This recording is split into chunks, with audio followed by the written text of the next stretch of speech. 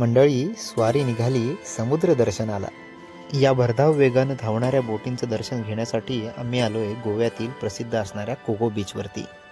गोवा म्हटलं की आली एन्जॉयमेंट, बागा बीच, कलंगूट बीच आणि त्यातीलच एक हे कोको बीच। मित्रांनो, हे कोको बीच कलंगूट बीचपासून अवघ्या 7 किलोमीटर अंतरावरती आहे। प्रवास करता करता एक आम्हाला गाईड मिळाला व त्याचा पाठलाग करत करत आम्ही पोचलो कोको बीच येथे।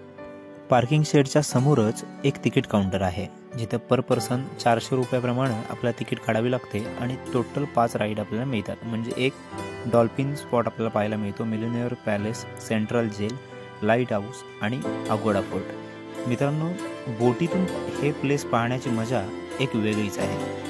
तिकीट काढल्यानंतर थोडीशी शॉपिंग करत करत आपण पोचलो किनाऱ्याच्या दिशेने। या फुलवाल्या टोपीवाल्या काकांनी आपली तिकीट चेक केली आणि बोटीच्या दिशेने बोट दाखवले। मग इथून असाच चालू झाला आपला कोको बीचमधील समुद्री प्रवास। मंडळी, या बोटिंग राईडमधून मिलेनियर पॅलेस, त्याच्याही पुढे सांगायचं म्हटलं तर डॉल्फिन स्पॉट अशी खूप काही क्षणचित्रे आपण टिपून ठेवले। ती पुढील व्हिडिओजमध्ये तुम्हाला पाहायला मिळतील। तोपर्यंत आपल्या पेजवरती जर नवीन असाल तर फॉलो करायला विसरू नका आणि व्हिडिओ आवडल्यास नक्की लाईक करा। बाय।